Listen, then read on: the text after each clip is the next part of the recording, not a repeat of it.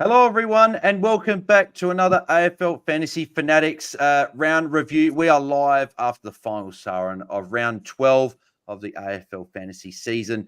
I'm your host and AFL Fantasy Fanatic, Bails, and you can find me at BailsDT across the socials. For those listening to on the pod, it is Sunday, June the 2nd. And if you are tuning into the podcast and you want to just do something on a Sunday night, come join us live on YouTube or Twitter. We are live pretty much after the final siren of every round of the season. So thanks those for already sending their questions. And if you want a question answered, simply put it into the live chat on YouTube or Twitter. And we'll get to a couple of those at the end of the round review. Joining me is a couple of special guests. Hopefully Tim can join us during the pod, but if not, he does have his kids tonight. So I'm not sure if he'll be able to jump, but if he does, we'll chat to him later on. But joining me is a couple of guests. And I'll start off with this guest first because a bit of an announcement as well with this guest. He is going to become the third member of AFL Fantasy Fanatics. It's a bit of a regular occurring member of us. It is Jordox, mate. How are you? How was the weekend of footy? G'day, mate. G'day, Darren. Yeah, it was not the best weekend of footy, but I've had a lot of good ones this year, so I can't complain. And in terms of me joining the pod, mate, it's a privilege to get on board and looking forward to it. Yeah, no, beautiful, mate. Glad to have you on board and glad to have another very special guest. You'll know him. He's wearing his hat right now that says the number one. I can only dream of having something like that. And I'm sure he's got the car parked outside. It's the overall winner of 2024. And you know him as Wise Ocean Pods on YouTube and Twitter. It is Darren Carr. Mate, Darren, how was the weekend of footy for you? I'm pretty sure it would have been pretty good as a Hawks fan. Yeah, it was pretty good. Got to Melbourne for the game. It's been a while since I've been to a Hawthorn game, a home game anyway. So, yeah, it was really good to get up on the Crows. And fantasy was pretty good as well. So, enjoying it. Yeah. Beautiful. On the fantasy front, not so much the actual result. All three of us were at the game by the sound of it. Yeah. No, it wasn't a good day. Two losses from two games in Melbourne. So yeah, but the Friday night game was good. So but yeah, let's get stuck into our round. So Jordox, mate, how was your round of footy? What'd you score and what's your weekly rank and overall rank? It's funny actually because when the game finished an hour ago or whatever, I looked on my phone and I don't think the app, and I think I saw a few people on Twitter, I don't think it had fully worked out best 18s and whatnot. So my ranking looked much worse. So up until about 10 minutes ago, I was in a pretty foul mood, but now it's fixed itself up. It's not so bad. So I scored 1781 and dropped about 500 spots in the rankings, and I sit at 1387. Which really is kind of all part of the plan in my mind. I knew that the first buy round was going to be my trickiest, and to get through only dropping 500 spots, I think's pretty good. So I'll take it. Yeah, no, beautiful, mate. Darren, mate, how was your first bye week? What was your score, round rank and overall rank? I had a pretty strong first buy round. So I've scored the 1930 from what I can tell. I've got two different numbers here, one on the website, one on the app, selling me different things. I believe it's 1930. Round rank of about 5,400, something like that. And let's just skip over the overall rank because I'm sitting about 11,300 at the moment. So bit off the pace. Oh, no, mate. That's no good. Been obviously, you mate. Hopefully the buys treat you well and you can get back up. It's like a premiership hangover. You know, we'd all take that hangover if you get your premiership. So I used up all my luck last year, so now I'm just popping every single bullet there as possible. So I take it what I can get. That's fantasy. It's all good. How'd you go, Bales? Yeah, so I scored 1891. I moved up the ranks, so nothing sort of I can be too sort of upset about. It's just a couple of players let me down in poor games, and we'll get to them in a sec with the -3. But if it wasn't for those couple, I would have seen a pretty strong week and risen up. It was just inside the top 10 Ks, like I think it was 9, 8, 4, 2 for the round. So we continue the streaks of top 10K weeks. I think I've said to Tim, I've said to a few people sort of messaging, I just haven't had that top 1,000, top 500 week that's really pushed me towards that really close to that top one. I'm just sort of when obviously Tro's talk about eating the elephant, I'm sort of taking little nibbles at it. I want to take the big bites. I want to really close this gap. So I'm interested to see what the sort of my gap between the top 100 is when I sort of do my calculation after. What's your overall now? 24,612. No. There. Overall ranking, I mean. Oh, overall ranking. 394. 394. Yeah. So moved up about 40 spots or so. So top 400 is nice. Definitely, as I said to people, best ranking I've had at this point of the season. So hopefully it continues in that direction. You're really just waiting for that round where all your players put it together and you really jump up in the rankings. That's what you need all that week. So just hold steady. Exactly. I'm sure it'll come. Yeah, no, fingers crossed it does. Jordox, your plus and minus 3? So give a plus to Dylan Moore, although he's kind of owed me. So I've had him for a few weeks and hasn't really done anything. But on the weekend, if you're going to sit and watch your team have a bath, the one thing you always want is the opposition star to be in your fantasy side. And that was the case. He kicked 5 goals and just made a mess of the Crows back line, let's be honest, and posted a nice 132. So that, and him and Bailey Dale, the two that just kept me afloat this week. So very happy with that. For the negative, I nearly gave it to Will Graham.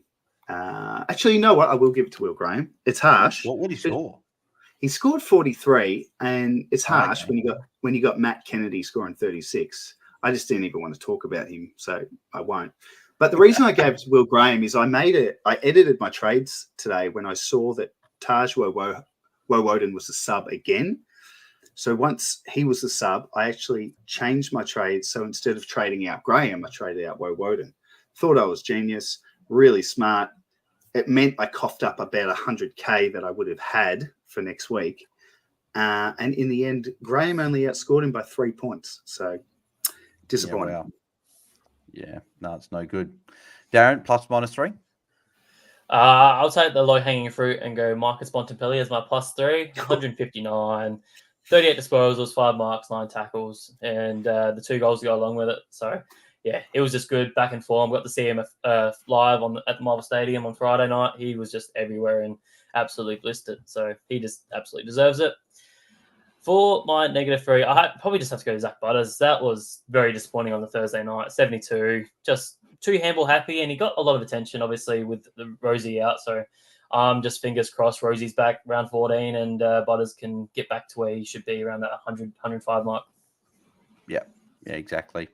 My plus and minus 3, I would have obviously gone Bont. I was also there live watching that, and that was some last quarter. I haven't seen a last quarter like that from a player for a fair while. It was a very, very big quarter from him. Pretty much almost single-handedly got his tip. Well, he did get him over the line, but there was a few Dogs players that stood up late, but he was one of them that did really well. So in that case, I will give my plus 3 to shout out to Ollie Demps actually with a 104. Pretty unlucky not to get it with 100 from a rookie. Perfect week to do it.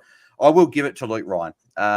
That trade's now panned out really, really well. The Sheasel to Luke Ryan 3 weeks ago. He's now gone 126 and then back-to-back 140s, 144, 142. So he's been really, really nice. And it is a lot more relaxing watching a Freo game owning Luke Ryan because he is just a seagull. He is the Jake Lloyd of 5-6 years ago. If people remember back then when Lloyd was racking up these tons week after week, Luke Ryan's doing exactly that. And we're all going to need him at some point, but I think he will be over $1 million when Lockout does lift. Negative 3, it has to go to, it could be Bonner, it could be Closey, but I'm not going to give it to him. It's got to be the captain of the Adelaide Football Club, Jordan Dawson, 60. I was nervous going to the game on the train reading, there's he's got a late fitness test. There's a chance that he's a late out, and I had to make sure I got seated, and I was going to go get food and do the bathroom and all that type of stuff for a game. But I thought, no, I can't. I've got to make sure I'm watching the ground, seeing what Dawson's doing, watching his every move, and he looked fine, looked good. It had nothing to do with his fitness. He just could not get near it. The Crows were abysmal. The scoreline flattered them. I thought that was it should have been a 10-goal thumping in my eyes. So, but yeah, Dawson couldn't get amongst it. He's got a good bounce back opportunity this week on a Thursday night back at home against Richmond. Just need to respond. So yeah, but he can get -3. I'm not sure he's going to get up for that one, Bails. I got to bad feeling about Dawes. I think he'll get up. I think Crouch is probably the one that might miss, unfortunately, and then Tex as well. So yeah, Crows are in shambles. That's not looking good. So, but yeah, that is our plus and minus threes. We will go up to the Content Creators Cup weekly results and stuff. But so I'll go to a few of the matchups here. So I was able to get a win over the Warn Dog. Bit nervous with that after Baker went 112 last night, but 1891 to 1846. Tim got a win over Hef, a nice win there as well, 136-point win to Tim. So that will move him close to the top 8 now, which is good for Tim there. Sanch got the job done over DC. Jake had a monster score against MJ with a 1900 and beat MJ there by just over 150 points. Holmesy beat Mini Monk there. Mitch continued his rise and he beat Rids in a pretty close game. Both scored very, very well, but Mitch with the 1921. Stato top scored for the week with an 1986. He beat Calvin. Harmy went down to Roy, who also had a big week as well. Louis got the job just done over Jeppa by 11 points, and Luke got the job done over Nathan. So in terms of overall ranks, you got Mitch on top, 29th overall. So moved up the 5 spots this week. That Nice. head is inflating each week that goes by. So no, good work for Mitch there. And then Roy passed me in the over rankings as well. He's now 348th overall. So we have 4 coaches inside the top 1,000 there, and Mitch is out on top in terms of the head-to-head, and I'm second. Now a couple of games clear of third, which is nice. Nice feeling there. So, but as always, the Content Creators Cup is proudly brought to you by Infinite Wealth. Make smarter financial decisions, where winning coaches will get $5,000 for their favorite charity. Just a reminder, there is a bunch of free gifts valued at over $3,000 available for every fantasy coach. Head across to infinitewealth.com.au/AFL Fantasy to claim your free financial freedom masterclass and a stack of tools and resources to help you make smarter financial decisions. If you have a mortgage, Tim will teach you how to pay it off up to 3 times faster. And if you're paying too much tax, Tim can also teach you how to save thousands each year. And if you are someone who's committed to building your wealth, then Tim can show you how he bought 13 properties by the age of 27. So head to infinitewealth.com.au/AFL Fantasy for more details. And the link is also in the description of the pod and YouTube videos.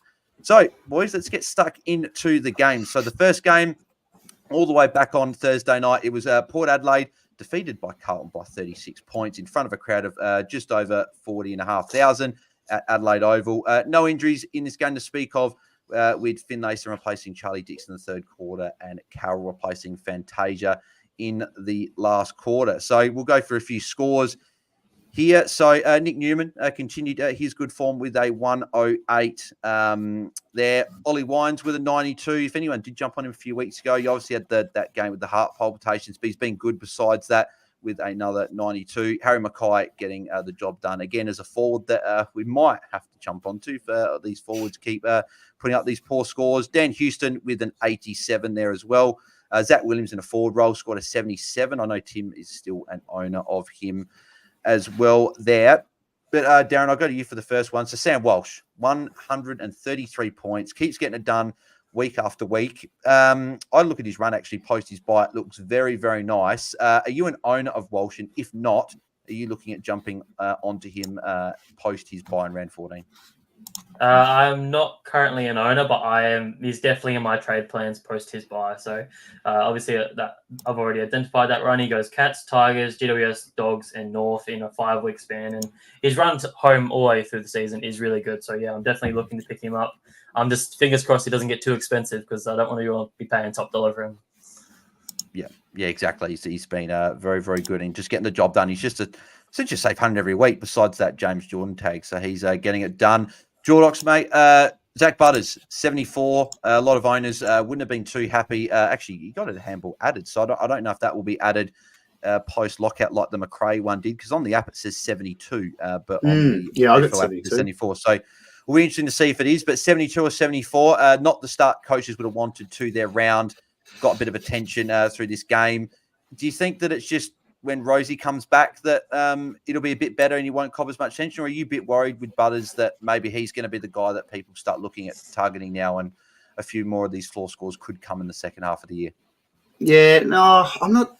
I'm not overly worried. I just think it was one of those games. Chin Cotter for the Blues is just the last few weeks starting to eke out a bit of a career, a bit of a role for his career to be as a tagger.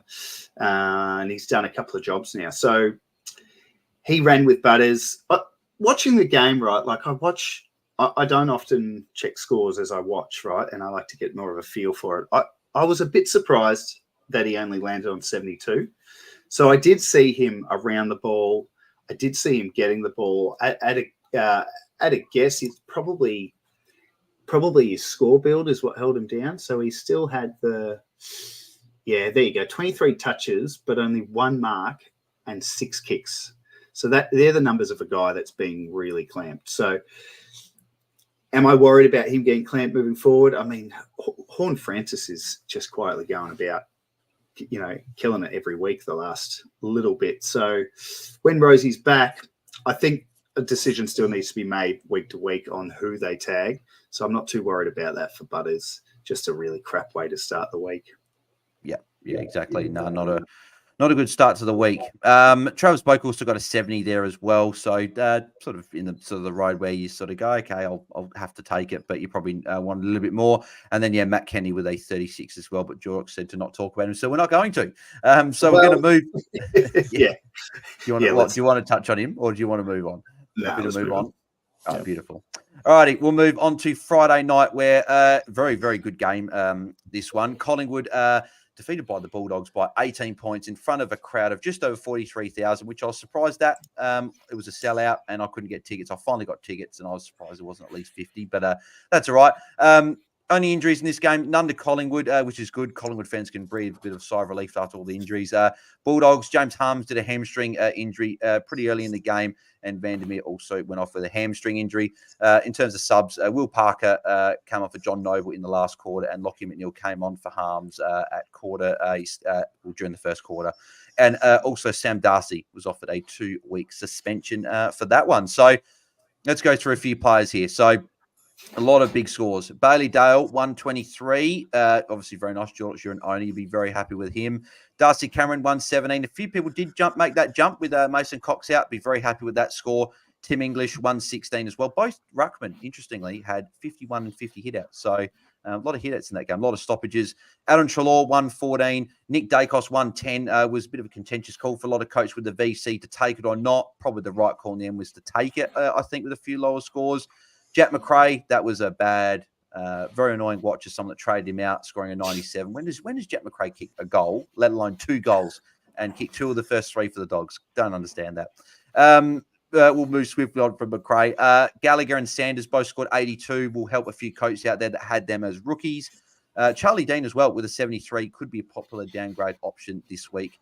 And Joel Frazier scored the 65 points with Finlay McRae and Harvey Harrison putting up sub-40 scores, so we won't delve into them. But the 2 players at the top of the tree, Jordox, Marcus Bontempelli, 159. We've seen Bont is up, he's down. And fun enough, his 2 highest scores of the year, besides this one the weekend, were followed up by his 2 lowest scores of the year. Do you think that this is a score where he'll go into this week with a lower score, or do you think this could be the start of a Bont sort of second half of the year, maybe similar to what we saw last year? Oh, mate, if I had a crystal ball, I tell you, because if he does go on a tear like last year, he is priced really nicely, and his next matchup is Brisbane at Marvel, then Freo at Marvel, then the bye, and North at Marvel. So he's got a few more at Marvel to really get coaches going for those who own or who jump on. Look, it doesn't really change my mind about him other than it being really, really annoying as a non-owner, because avoiding him this season has been like owning him, ups and downs, right? But overall, pretty good and pretty happy, to have not jumped on him. And then when he does that on a Friday night, it sets the you're just playing catch up, whether it's overall or whether you're playing head to head with your mate, like I was in a few who had him. So in terms of, have we ever seen this from Bont? Maybe not quite to that level, but the career high 38 disposals. Is it? Yeah, there you go. Yeah. But I don't think anything changed. It all happened. And they kind of let him and Dacos do, if you remember 2015, I think it was, there was a game in Adelaide. It was Fife versus Dangerfield. And they shook hands at the start and they didn't go near each other. And it was just such a brilliant game. I think Freo won. But it was a great game where two guys went head to head and just did as they pleased. You're not going to get that every week. And I'm pretty certain Brisbane will not be trying that next week with Bond. So that's my take. Yeah, I think Dunkley will probably go head to head with him and of former teammates, and we'll have to see how that goes. I wouldn't mind seeing Dunkley line up on Trelaw. I always like seeing that matchup. Obviously, them two being best buds. Jack Crisp, Darren, 123, been a great pick. If someone jumped in the last month, it's been a great pick. Where do you sit with him as a pick now? He's got the bye in a few weeks. He's got that final bye. He's going to be over 800. He's probably going to be 830-ish around there. Can we still jump on him if it fits your buy structure, or do you think that we got to be targeting these round 12 players coming off their buy? That's exactly it, Bails. You need to be attacking those round 12 players at the moment. I've moved past Jack Crisp as good as he has been, and obviously he's going to continue to do this. He's going to make a lot of coin and put a lot of big scores on ahead, but it's not the right time to be jumping on these sort of players and messing around with your buy structure too much. At the end of the day, it's the choice between getting a player that's on the round 15 who's going to have a bye, or jumping on around 12 who's going to have the extra game. So at the end of the day, you're probably going to get more points from the round 12 player because they have the extra game. So that's just where I lean towards it. But again, if it works for your buy structure and you're really keen on him and you think he's probably going to be a hold for the year, then I absolutely wouldn't stop anyone jumping on him. Yeah, I think I agree. Jordan. I like what Darren's saying. I guess as someone who was so back end heavy in terms of the buys, meaning my first buy was always going to be the hardest. I would almost call Crisp a priority at the moment, because I can't think of a time where you've had a guy who got a role change, has scored a 93, and in 4 pretty much big tons. I mean, not one of them wasn't, but 4 tons and a 90. And with all the injuries, Pendlebury's now out for a month, and he's under 800K. He'll be about 830 now. Oh, right. Of course. Yeah, he got up a fair bit with his low break even. Yep. But that being said, I'm loving what I'm seeing from Crisp. I want to try and get him. Yeah. I think if it was in round 13 and it worked for your buy structure, you could. But I think with all those, no, it is round 13. Sorry, she's just saying that. I think if you're going to do it, it probably could be this week. But we've got so many good targets coming off the buy now. I think it's a tough one. But hey, I couldn't talk anyone out of bringing in Crisp, especially if you're playing for league matchups and you just want the players that you want to get. Then Chris could be an option. But I think, and just the fact that it's the 15. If it was next week, the 14, maybe not. But yeah. Anyway. Yeah, exactly. Perfect. We'll move on to the Saturday games. Unfortunately, Hawthorn defeated Adelaide by 27 points. Should have been a lot more in front of a crowd of just over 36,000 at the MCG. Injuries, Hawthorn none. Tech's back injury, we subbed out. It's not listed on the actual post-match injury report, but obviously we have seen that Crouch with an AC joint. I don't know. I haven't seen anything yet if they've ruled him out of this week already, but it's probably going to be tough on a 5-day break with an AC joint. But it could be one where bit of an injection pre-game and he might be right to go. And then obviously Dawson had that foot complaint before the game, played out the game. I thought he looked fine. It was just didn't get near it. So we'll have to see if he's all good for that. But just something to keep a note of for owners leading up during the week. In terms of subs, Bruce came on at 3/4 time, replaced Kausha Deer, who looks a very good player for Hawthorn. And Sam Berry replaced Tex at half time. So going through a few scores from this game. Matt Crouch, obviously, big score there with a 133. As we mentioned, though, if you're an owner, just keep an eye on the news. Dylan Moore with a 132 there. Mitch Hinge, 114. It's been pretty good. A few low scores probably make him not an option, but draft, you'd be stoked if you've got him there. James Sisley scored 97. That's 3 90s in a row, but I'm not. I think they've got to bring in a key defender before we actually look at him really closely as an option. Will Day with a 92 there. Solid, pretty solid if you brought him in. Massimo D'Ambrosio, 3 scores over 85 in a row. Thanks, mate. Carl Owen with 83 as well. Saligo scored the 81 points there. And Yeah, the two players we will speak about, though, we'll firstly speak about Dawson, Darren, with a 60. Are you just putting that down to just a poor game from him and you expect him to go well from here? Or do you think that with the Crows, do you think there could be a little bit of an issue in terms of maybe he's not that top 2 or 3 mid, he might be maybe lower down the sort of bottom 8 or just outside? What are your thoughts? I want to just say it's a poor game from him. Like, haven't trusted the role from him for a while. Obviously, he's been thrown around here and there where he goes forward, or he's only playing about 50% CBAs most games nowadays. So I think just given that foot injury and his bit of soreness there, that they throw him a bit more forward on today. I actually haven't seen the CBAs for the game, but just the way from looking at him, he played a bit more forward being at the game and just looked generally off. And as an entire team, Crows didn't look like they were on. So I'll just put it down to that. I think just the Crows went on. The captain couldn't bring him up, so hopefully he just has a bit of a bounce back game against the Tigers next week. It's the easiest matchup. I definitely wouldn't be trading him unless there's an obvious sort of injury and he's obviously not playing. So I'd absolutely be holding him. Do we know? Because I mean, all three of us were at the game. Sometimes it's hard to tell when you're at the ground. Was anyone running with him? I kind of thought a Connor Nash would be able to go with him at times.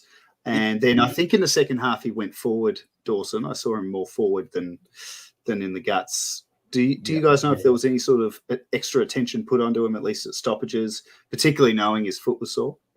Yeah, watching the game, Nash was at him at stoppages, but it wasn't a real tag or anything like that. I just think Dawson just didn't get near it. I think there was a few times Crows missed him with poor kicks, and I think it was just a poor game, but. We've seen with mids this year, poor games are resulting in 60s. Like Bonds put up some bad scores. Tom Green was removed. I'm not talking about the 7. He's had some other poor games. I know Golden started the year with a 60-odd. Like there's been a lot of these big midfielders. Really, and Walsh, 68 when he got obviously with tag, but still dropped to 68. All these midfield, Butters, all of them, they've all dropped poor scores. Sarong's probably about the only one that's he's only had I think got the 76, and then everything else has been essentially 100, and he's just a safe 100. So, but most of them have been poor. So, just Dawson, just a frustrating one. But sort of talking about that, but moving on to another player, Jordox. I was obviously talking to you about Roy Laird. Went half back, particularly in the second half. I think it was the last quarter more so. In the back half, his game time was up as well, 82%, which was obviously playing back. You're going to play more game time. What is this? Obviously, going to watch it for another week, but. Could we see sneaky Rory Laird round 18 DPP? Do you think that those could keep him in defender, or do you think that it's just we don't know?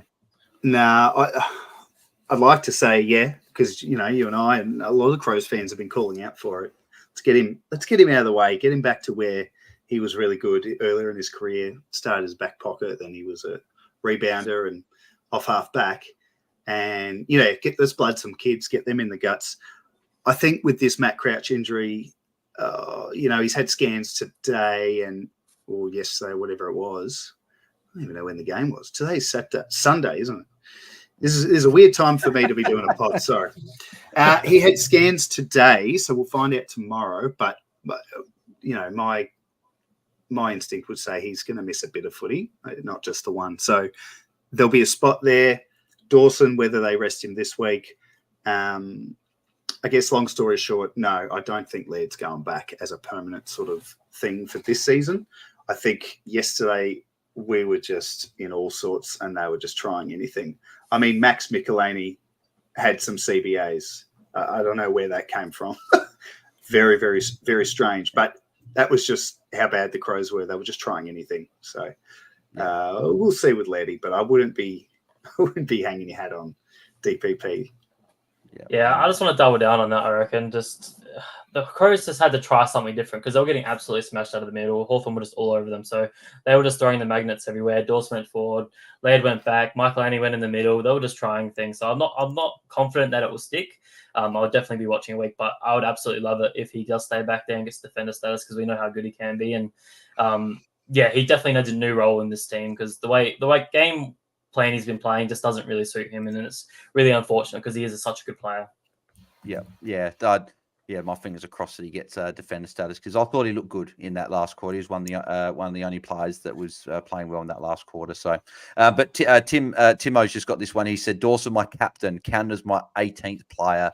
That is sad. But he said that he's hoping for DPP for Dawson mid-forward status. So we'll have to see. He's playing a 50-50 split. So I think he's not likely to get it this season. But yeah, we'll have to see what happens, what the Crows do. They're doing a lot of things that potentially I don't agree with and not many of us do. So we will move on to the next game, the Twilight game. West Coast going down to St Kilda by 14 points in front of a crowd of just over 47,500 at Optus Stadium. No injuries for West Coast. Max King had a knee injury there. And then late changes. Jake Waterman was out with a shoulder injury, replaced in the side by Jack Williams, and the subs being Zane True replaced Jack Williams in the third quarter, and Dan Butler replaced Max King at 3-quarter time. A few of the scores from this game. Mason Wood was the only 100-point scorer, which was, probably one of the lowest scoring games of the round, I would imagine. A lot of people in the 90s and 80s, but Mason Wood, 131, massive score there. Liam Duggan, it's been a solid pot option, probably won a bit more than a 99 against St Kilda, but second highest scorer, you take that. Elliot Yeo with a 98 as well for any of those people still rolling with him in their side. Jack Steele with a 96, had 15 tackles to get there as well. So, at least he tackled his way to a solid enough score. Nasai Wangani Miller scored an 89. Jack Sinclair with an 84. Harley Reid, who also has been offered a 2-match suspension by the MRO. So we'll have to see if they do challenge it. I can't see how he's getting off. I think it was a pretty dangerous tackle there, and I think 2 weeks is probably fair enough. Unfortunately for Harley there, my boy Gaffy and Calvin's boy as well. Probably more Calvin's boy than me, but always love Gaff. 71 points. Picked him up in draft. I was pretty happy with that one. Brad Hill with the 69 there as well, and Darcy Wilson with a 59. Well, actually, I will pair Riley Bonner and who scored a 60 and Darcy Wilson together. Jordox. Could you trade them out this week? I think a lot of people are heavy in round 15. They probably can go to. We got your Fishers, we got your Zorkos, we got these guys coming off the bye. Would you be happy to part ways with both? Look, I wouldn't be so hasty on Wilson. I mean, his break even is probably going to shoot right up now because he's a very fattened cow, as we say with cash cows. So yeah, you could cash him in. But his scoring before this week was really impressive. Bonner, though, look, I haven't had Bonner. I've got Bonner, and I picked him up randomly in a keeper league I'm in, and all season he's just sort of got this. I don't know. After the game, you see St Kilda people on Twitter and whatnot saying, "Oh, Bonner's going to be out." Oh, Bonner, he's become a whipping boy, which I think is so unfair. I mean, the guy, his career was over less than 12 months ago, and he's come out of nowhere and had a good season. Anyway, I think the time is absolutely right for Bonner if you're an owner, because you're probably week to week a little bit nervous about him. And I don't know where this 60 came from, because he started well. He's on, near 30 at quarter time. It looks like a bit of a strange game. Like you said, the scoring was well down. But absolutely you could jump off this week. But I'd be more looking at Bonner than Wilson. So Bonner in the second half, 13 points in the third quarter, 2 points in the last quarter. That is just an absolute, just a killer of a score. Unfortunately, I put a tweet out this morning talking about fourth quarters. There was some really weird ones. So in this game alone, you got Harley Reid 0 in the fourth quarter, Bonner 2.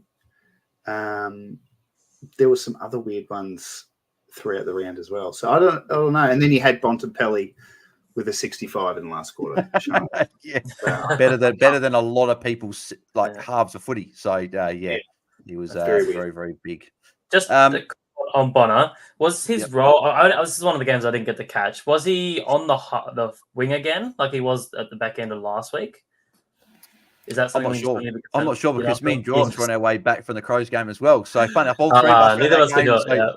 So if he had the one kick in, let us know.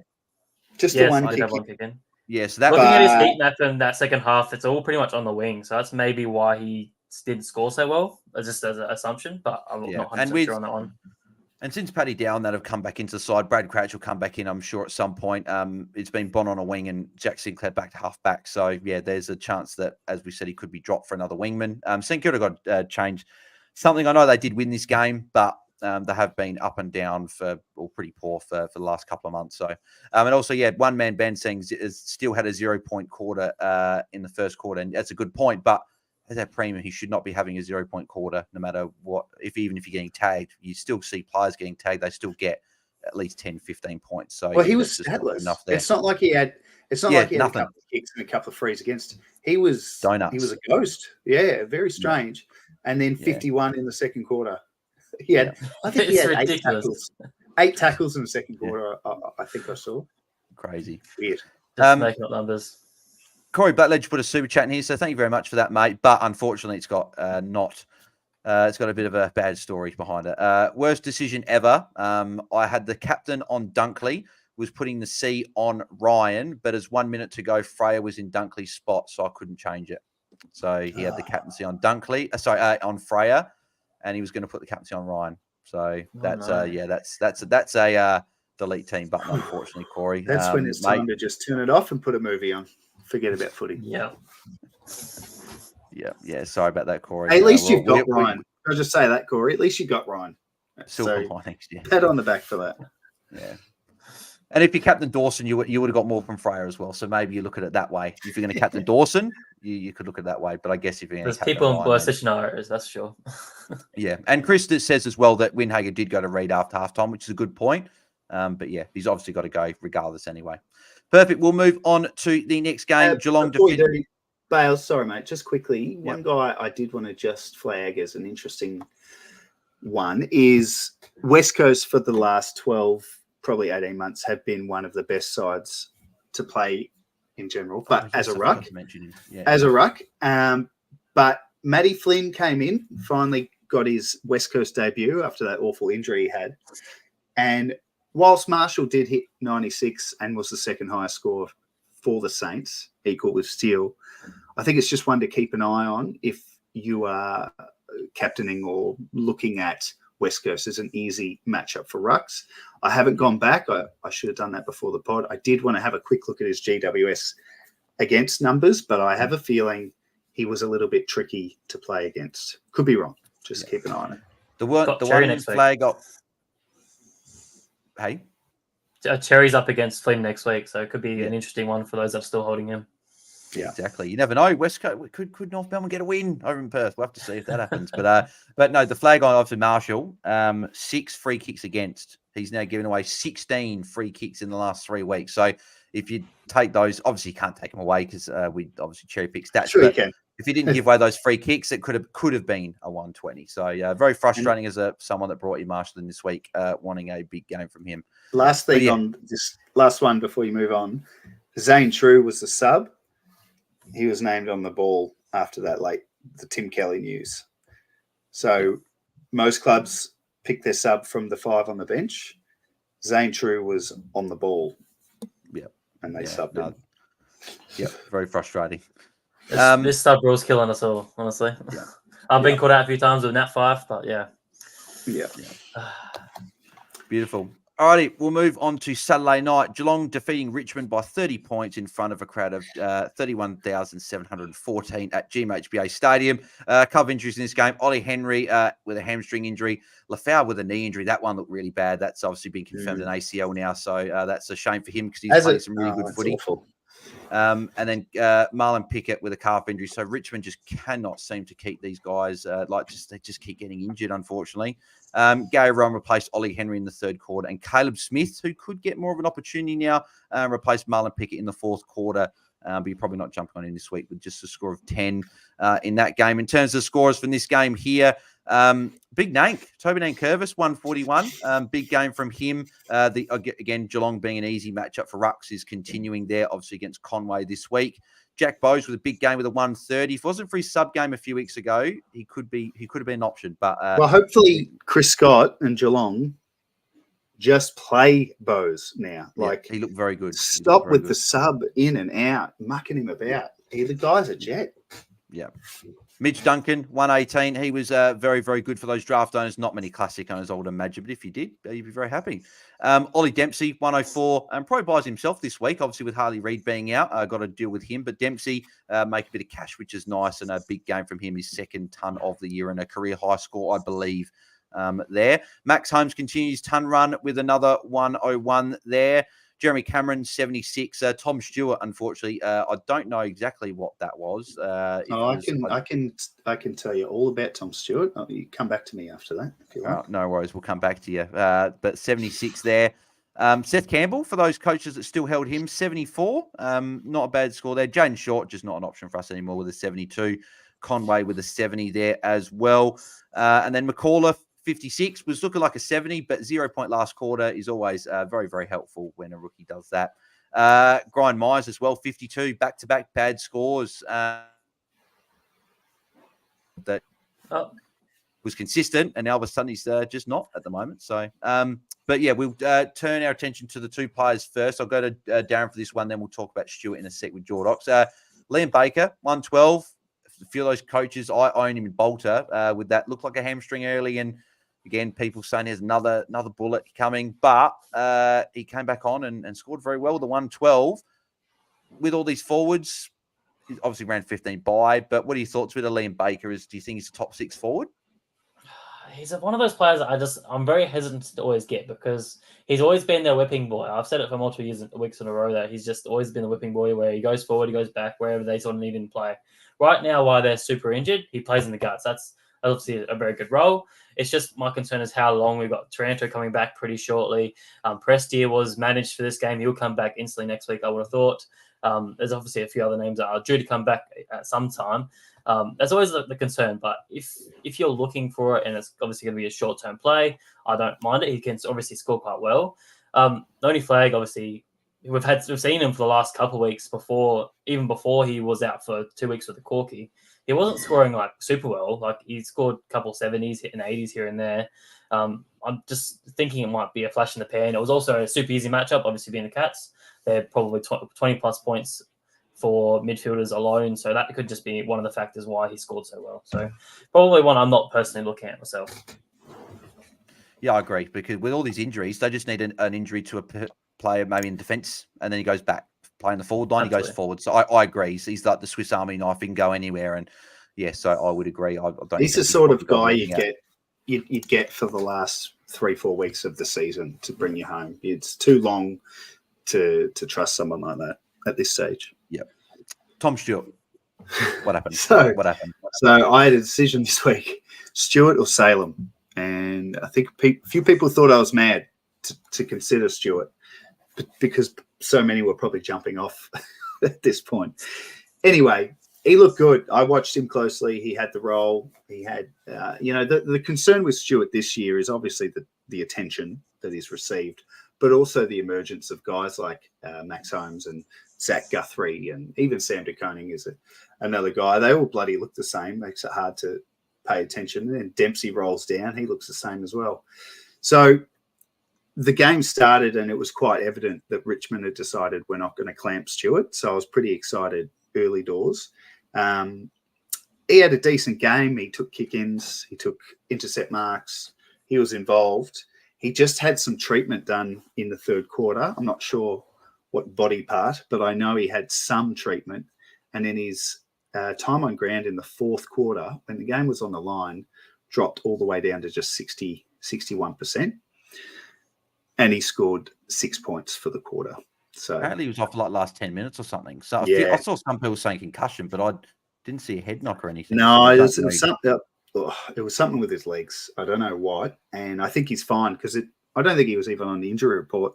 All I know, he was on 70 at three-quarter time. He was going to score a 90-odd at least, and I would have been pleased not to be. And then just the other guy I brought in was McAuliffe, who at half-time was like, 0 points in the last quarter. This guy is an absolute jet. And, a few of those Tiger boys, I think they just ran out of gas in that second half, and that showed with the Cats coming back and winning. Yeah. And the interesting thing for Geelong as well this week is Sydney, James Jordan. I wonder, again, we're not going to know who's going to go to, but Max Holmes or Brian Myers, that's going to be interesting. I'm glad I don't own both because then I don't have to worry about it. But yeah, I'm hoping in the easy Geelong matchup, Errol Goulden hopefully can feast on that easy matchup. And a few people will probably bring him in this week. So, well, with Richmond not clamping Stewart and, being a chance to win it, hopefully Swans just let Stewart be. Yeah, hopefully. Yeah, it could be Stewart as well. That's another one. Perfect. As we turn our attention to these Sunday games, reminder, if you're joining us live on YouTube or X or Twitter, whatever people call it these days, I'll still call it Twitter, let us know your questions by commenting on those platforms. But final two games, Melbourne defeated defeated by Fremantle by 92 points in front of a crowd of just over 6,000 up at Alice Springs at TIO Traeger Park. Injuries, only the one from this game. Hunter Clark, left calf injury. He looks like he'll be out for a little bit there, unfortunately. And he was subbed out of the game at halftime, and Tajal Woden came in, and Corey Wagner replaced Michael Frederick at three-quarter time. Some big scores from this game. I didn't actually realise that. I'm just seeing Max scored 122. I didn't actually realise he scored a 122. I thought he got he had a +8 post-game, yeah, which was very nice. Yeah, love it. I didn't expect that, but there you go. Few big scores. Jordan Clark, 151. Luke Ryan, 142. Gawn, 122. O'Meara, for any draft coaches, 115. Young, 108. Sarong, 106. Petrarca, 103. Jackson got 100. I did say that I could. He played forward, so probably not looking at it as an option, but I did sort of say I could look at it. He got 100 there as well. Brayshaw couldn't quite get the 100, but he got a 96. He's just been that guy, unfortunately, this year. Christian Sam scored at 88 there. Clayton Oliver scored an 86, 5 and 84. Jeremy Sharp got another 80, which was nice to see. A little bit more cash gen for him. And yeah, but so boys, with free on buy this week, I think all those players we just said, most of them we would like good. We expected that to go. Clark's been great, but I believe he's got Sydney post his buy either the week after or within a couple of weeks. So we probably don't know for targeting him. But he's been a great pick. So probably the only player I want to speak about in this game really in depth is Jeremy Sharp. He's on buy this week. He scored an 80. He's gone, 5 scores over 80 now in a row with a couple of hundreds in there. Are either of you boys owners? And if you are, or if you're not, give me your thoughts anyway. Would you be trading him out this week? Or would you be fixing other issues and keeping him to play in round 14 and 15? Darren, I'll start with you. So I'm an owner. I've had him all year. Been very bullish on how he would go throughout the start of the season. My plan's always been to trade him. I think that's always been my buy strategy. That just think he's a rookie at the end of the day. He could easily drop, a 30 to 40, which is what he sort of was on track for today until he had a big last quarter. I think it was around 30 or 40 points. So was definitely not looking as pleasing as what he ended up on. So that's just what he's capable of, right? He's on the wing. He's going to be very volatile. I'm just thinking more cut ties, use that cash that he has on his head and get up to that top line. This time of the year, we don't really want to be messing around with too many mid prices. We just want to be getting to those top line of players and banking them for the rest of the year, hopefully they score, massive. So that's where I'm sort of thinking. But I know a lot of people are looking at holding him because obviously he is best 22 in that Freo side and can score quite well. So be interesting to hear a few other opinions on that one. Jordox? Yeah, well, it's a hold for me. I just think this week, have you got him? With only 2. Yeah, I've got him. Yeah. I had him since the start, and yeah, he's not someone I look at as someone to get rid of even this week, just because there's only 2 sides on the buy. It's not really necessary, certainly for my squad and what the next few weeks looks like.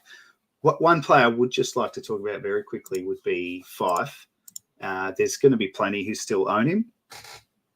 Now, they feasted today. I mean, I don't know what on earth happened up north today, but the score is telling me Freo just beat Melbourne by nearly 100 points. So that obviously happened. I don't know how it happened. But my point on Fife is this would have been the week that, Fife owners that still have him, this would have been the week they said, that's when I'll get off. Don't be seduced by his 84. It was great, but everyone joined the party. Everyone had a lick of the lollipop, as they say. And I would make sure you do get rid of Fife this week because he will make I reckon you'd regret it if you held him post-buy. Yeah.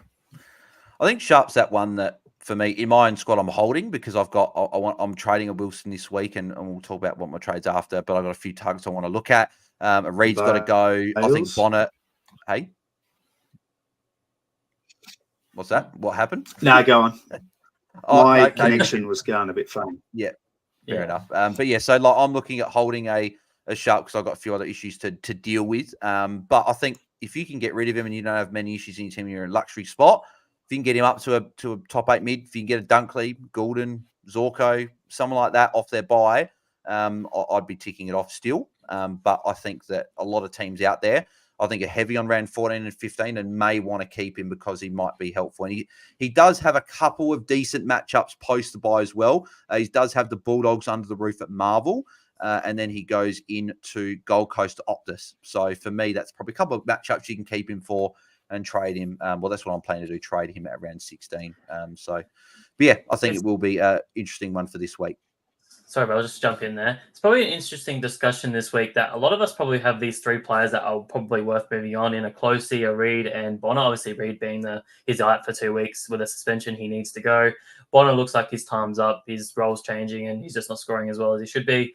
And Closey's pretty much capped out of what his price is now after that 49. So getting rid of those three probably gives you enough to go to 2 primos and get that rookie downgrade. So whether you can get 2 guys that you're going to hold for the rest of the year, whether that's a Fisher, even a Goulden or a Dunkley, something like that. Maybe you can't get up to a Zorko as such, but I still think it's a really good discussion that you're getting off these 3 guys that sort of been cash generators for you all year, and you're getting to those top line guys all in 1 week. And obviously probably it helps everyone's buy structure as well because you're jumping up 2 round 14 and 1 round 15 as well. Yeah, exactly right. And we will talk about Closey now because we'll go into that final game, which was a cracking game as well. Gold Coast defeating Essendon by 11 points at People's First Stadium in front of a crowd of 21,759 there.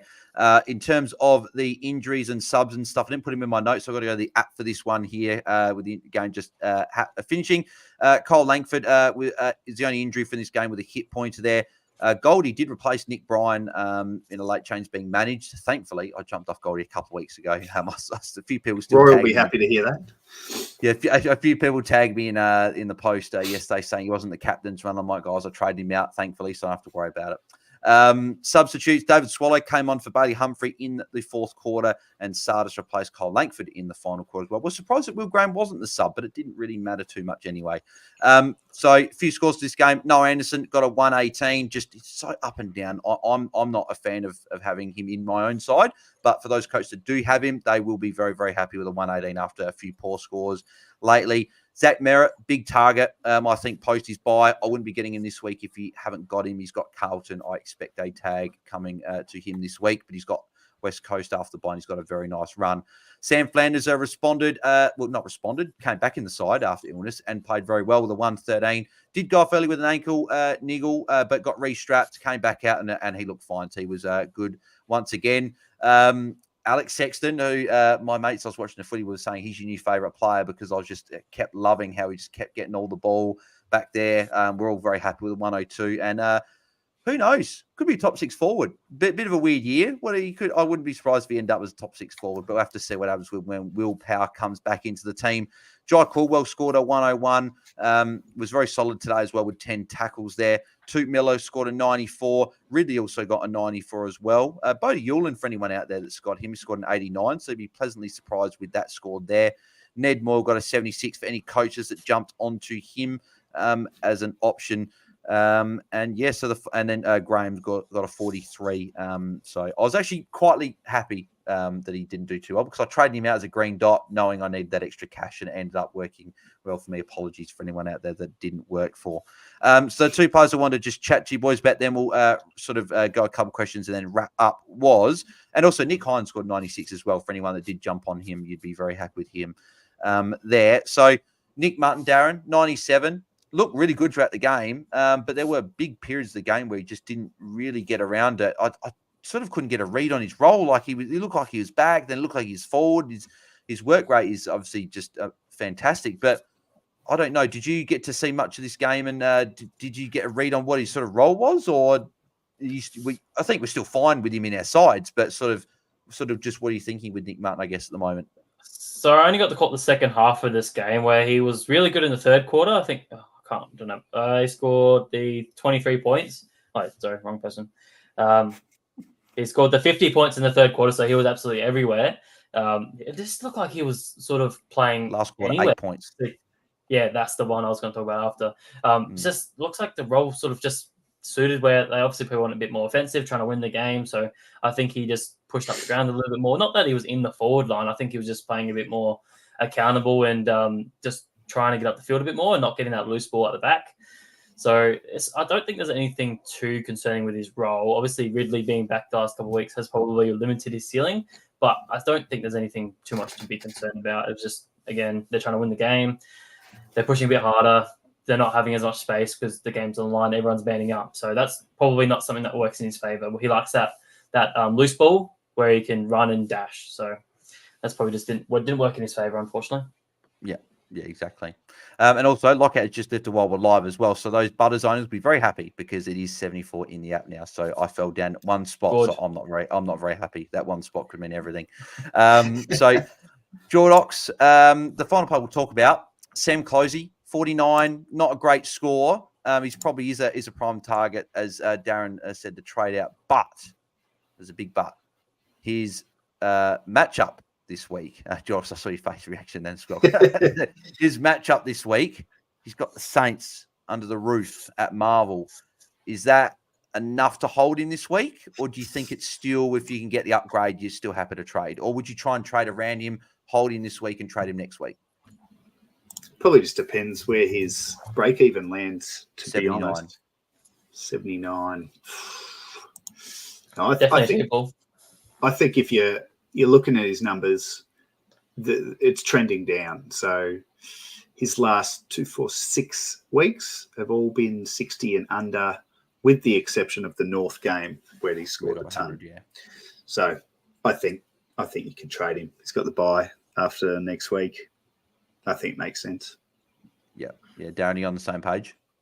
I'm personally looking at trading him this week. I think the price is right, and I know how good of a matchup it is, but I'm just one to jump off early. If I can get to the top line guy, then if he puts a big score on my head, then I just take it as it is. At the end of the day, I've got to that upgrade, and I can move forward from there. And I'm not locked into trading him next week either. Probably just helps me plan ahead as well, being quite heavy around 15. Yeah, exactly. I'll probably hold because I've got Ryan and Young, so I'll have to probably look at him there as one of those defenders. But I think you could trade. But also, if you did want to hold, he does have a good matchup. So if you're looking at between, like, say, I don't know, maybe a Dempsey, for example, or him, you could trade Dempsey with the Sydney matchup and keep Closey. But yeah, I agree. I think he could be time to go. So, boys, that's the game's done. I think because what we'll do, because we are nearly at the hour mark, we'll answer your questions on Tuesday night. And hopefully we've got to as many as we can. So apologies, we just run a bit over time with a few more of these sort of in-depth discussion with a few players here. But we'll be doing a Tuesday Q&A, so get them through there. And then there's also Ask Me on Q as well, which I'll put the link shortly as well, and it's already in the description and stuff. But boys, I think we'll just touch on, what are your trade targets for this week? So George, I'll start with you. So obviously you got the 4 teams on bye. So you got Brisbane, you've got North Melbourne, you've got Sydney, and you've got GWS. So we've got a few players here. So talk to me about some of the guys that you're looking at targeting off of their bye. I'll be honest with you, Bails. My brain just doesn't even go there on a Sunday night. It's just, especially this weekend, it wasn't a great one for footy. So I haven't really had to think about it. All I know is I want Crisp, and I know he's not coming off the bye, but he's someone that's been bouncing around in my head. So who had the bye? We've got Giants, Sydney. Oh, I reckon some Swans. Maybe, if you think about Sydney, and sort of all year, the theme with Sydney players has been, when you've been looking to trade one in, has been, how many Swans do you already have? Now the buys are all behind us, all of them. I'll be looking at some Swans. Probably Goulden would be one as a trade up target. Yeah, I'll just jump in there. Gordon's my target this week. I think the price is right. Got a good matchup against the Cats this week, with next weekend. Sorry. So I think he's one to definitely jump on if you can get the extra money. He's about 933k, I believe. So I think the price is definitely right. There's also obviously a Fisher as well. Is obviously the target for most people. Obviously, I don't want people to forget about him after having the week off. So I think he'll be the number one traded in target. I think that's a pretty obvious one there. Yeah, I agree. I think so. He's a great target. I think just looking here, you got the Zorko and Dunkley. I think if you don't have either of those guys, you could look at taking. I think Zorko being probably, I think Zorko, I know that people are going to say he's over $1 million. He's not a priority. I think he's a priority. I think with the lack of forwards is there. But I think also it's not just the fact of lack of forwards. It's the buys are where, especially round 13, is where you need to target players with big ceilings because that's what separates you from sort of the pass score and then getting the big score. So like the guys that had Bont, or Walsh, Luke Ryan, Jordan Clark, those guys are the ones that scored big this week. If you can get these big players that score big through the buys, that's what you want. And the reason I'm saying that is not only does Zorko have a big ceiling, his 2 matchups in the next 2 weeks. He has the Western Bulldogs under the roof at Marvel, and then he has the Saints up at the Gabba. And he plays Bulldogs on the Friday night this week, and then he plays St Kilda next week on a Thursday night. So that screams big VC and a great shout for that. So not only are you getting him in, since you're getting a vice captain in, and you might get a big ceiling score that puts you up. So I think he's a priority there if you can make it happen. Dunkley there is obviously a solid option as well. I probably wouldn't be looking at a Lockie Neal personally myself. I just think that he hasn't shown enough this year. In terms of Giants, I wouldn't be going Whitfield. I was looking at trading him out this week, and I really do want to trade him out at some point because he's got Hawks. I wouldn't be shocked if they brought Finn for 1 week just to stop as they call, quote unquote, the tsunami, because Whitfield's the one that starts that. But then he goes into Port, who restrictive and McEntee could go to him, and then they've got Sydney, who James Jordan was going to go straight to him. So I wouldn't be looking at him. Tom Green, I think, is still a solid target. I'd be interested to get your boys' thoughts on Tom Green in a second as well. But for me, I like him as a potential target coming off of his bye. In terms of North Melbourne, obviously we mentioned Zach Fisher as a big target if you don't have him. I think Sheasel is also a solid target. I'm looking at getting him in a few weeks as well. Tristan Cherry, if people are looking at bringing in a ruck, maybe just for the buys, if they had someone like a Meek, if they didn't jump off him, or a Jordan Sweet, I think Cherry could be a guy that you look at there. LDU's been good lately. You could look at him. I'm probably not going to go there. Just don't trust LDU and North Melbourne, but could be someone there. I don't think Power's an option to bring in, but for those coaches that held him, hopefully he goes okay.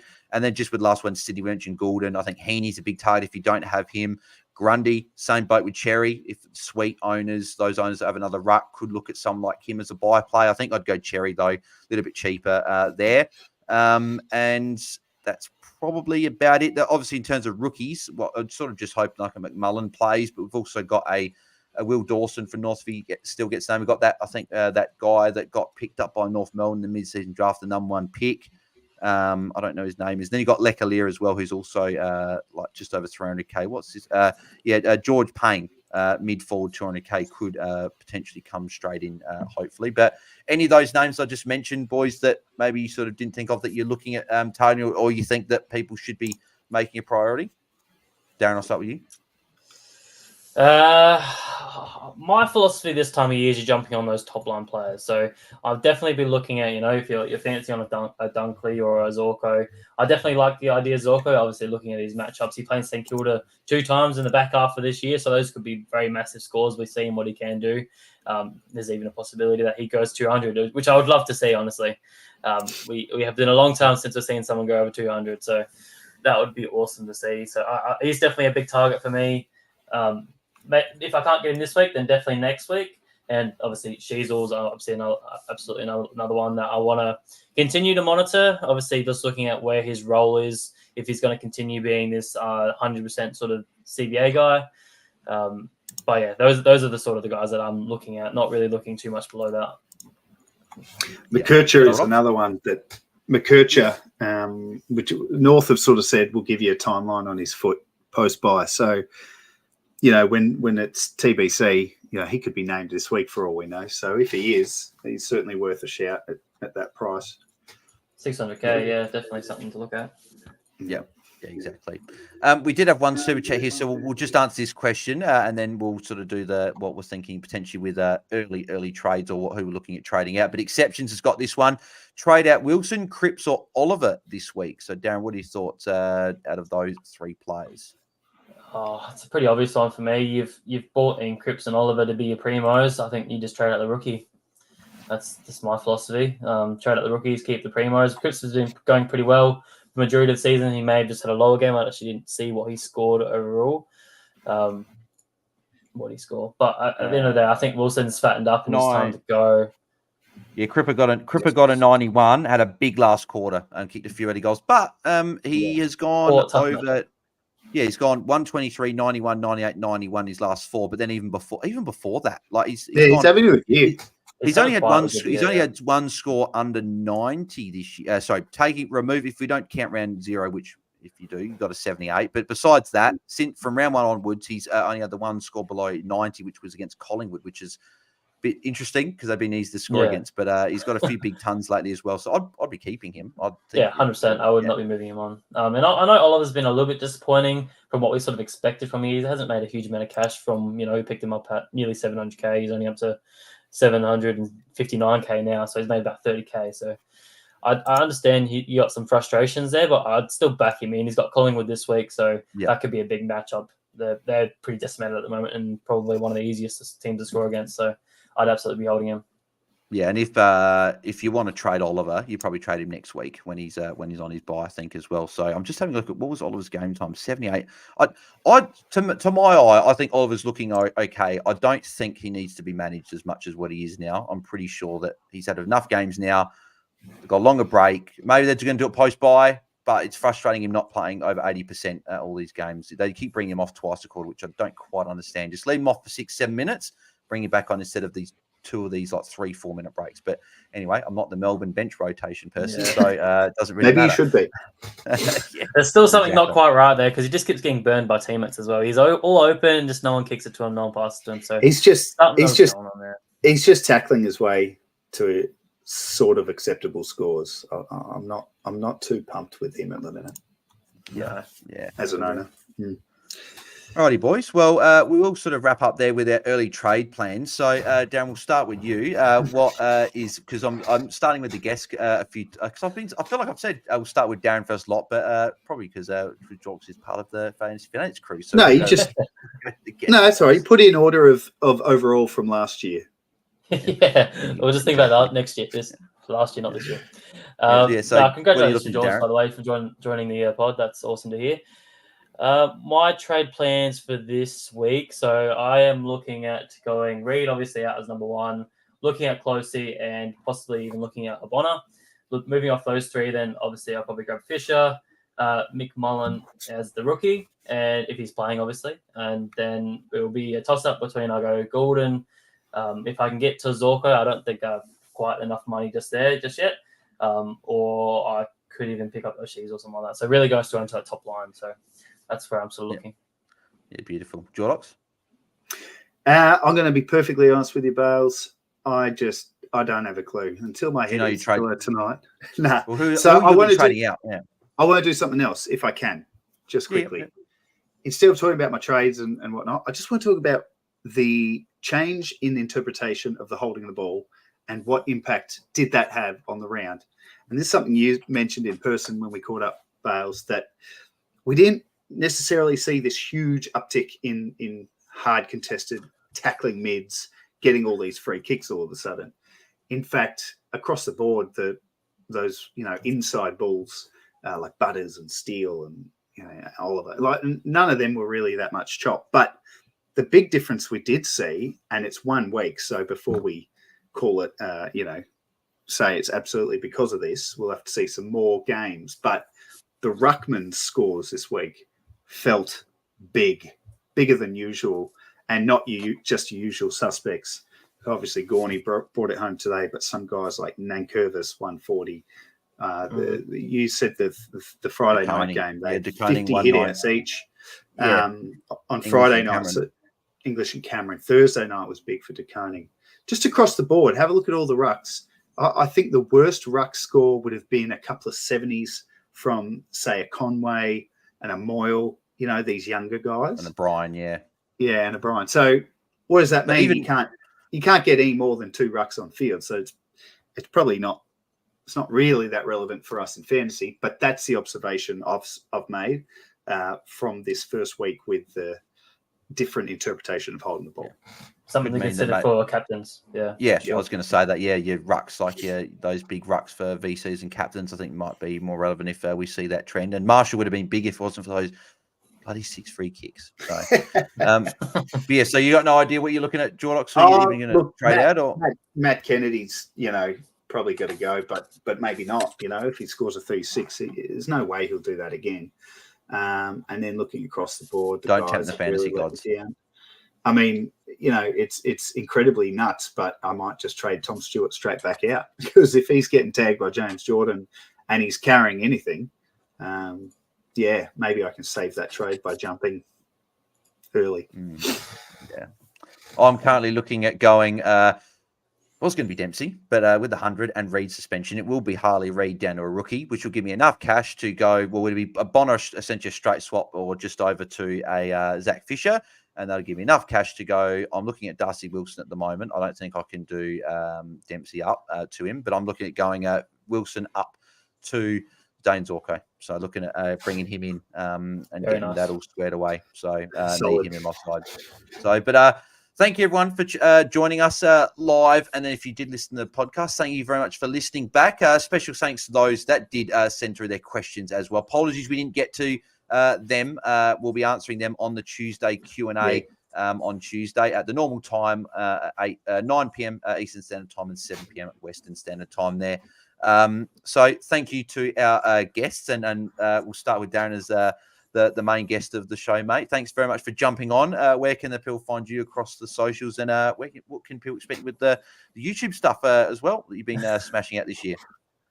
Yeah, thanks guys for having me on. It's always great. Pleasure to be talking some fantasy with you experts. For my YouTube stuff, so I put up 2 videos a week. So looking at a review for all the games. So very similar stuff to what we're doing right here, and just go through how my team performs, look at what I'm looking at, and generally my genuine thoughts of each player.